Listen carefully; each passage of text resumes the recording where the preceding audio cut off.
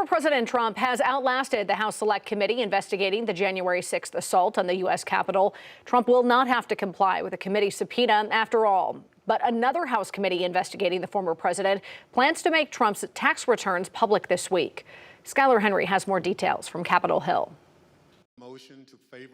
The committee investigating the January 6th attack at the U.S. Capitol has dropped its subpoena of former President Donald Trump, asking for documents and his testimony. Committee Chairman Benny Thompson issued a letter to Trump's attorneys saying, "I hereby formally withdraw the subpoena issued to former President Trump and notify you that he's no longer obligated to comply or produce records in response to said subpoena." The Select Committee stands adjourned.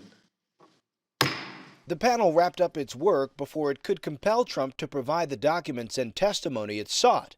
But after 18 months and more than 1,000 interviews, the committee issued a final report last week, finding the central cause of January 6th was one man, former President Donald Trump. The January 6th committee isn't the only one that's wrapping up its work. The House Ways and Means Committee has one more piece of business to conduct before Republicans take control next week and shut down Trump-related investigations. The committee will be releasing Trump's tax returns to the public Friday after voting last week to do so. Mr. Chairman, on this vote, I have 24 yeas, 16 noes. The committee spent years fighting in the courts to get the documents. The Supreme Court ruled in November that Congress had a right to the taxes as part of its oversight role.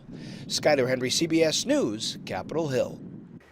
The Ways and Means Committee investigation showed that until the investigation began, the IRS had failed to audit then-President Trump as required by law. And the January 6th committee released another batch of documents detailing how then-Chief of Staff to former President Trump, Mark Meadows, burned documents during the transition period. That's according to key witness Cassidy Hutchinson, who says staffers were told to keep some Oval Office meetings as what's called close hold, potentially omitting them from official records.